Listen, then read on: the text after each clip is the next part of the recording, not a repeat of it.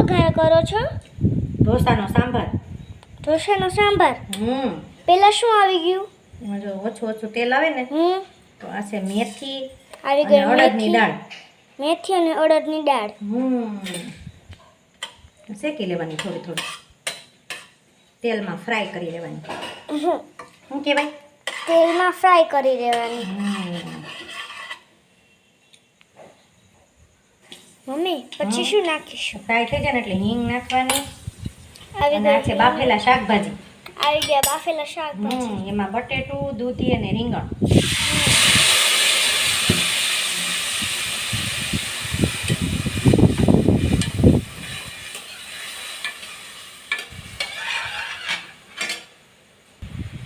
થોડાક ચડે ને એટલે એની અંદર છે સાંભાર મસાલો નાખી દેવાનો. આવી ગયો સાંભાર મસાલો.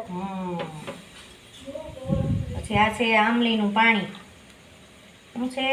આંબલીનું પાણી આવી ગયું. આ છે ગોળ. આવી ગયો ગોળ. ગોળ ભાવે તો નાખવાનો, નહીં તો નહીં નાખવાનો. બરાબર ને? નાખી દઈએ મીઠું.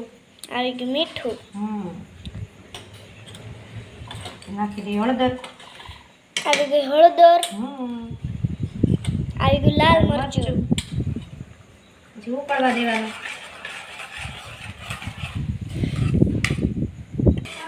હવે જો આ બરાબર ઉકળી ગયું ને, મસાલો મિક્સ થઈ ગયો છે બધોય. હવે એની અંદર તુવેરની બાફેલી દાળ નાખી દેવાની. આવી ગઈ તુવેરની બાફેલી દાળ.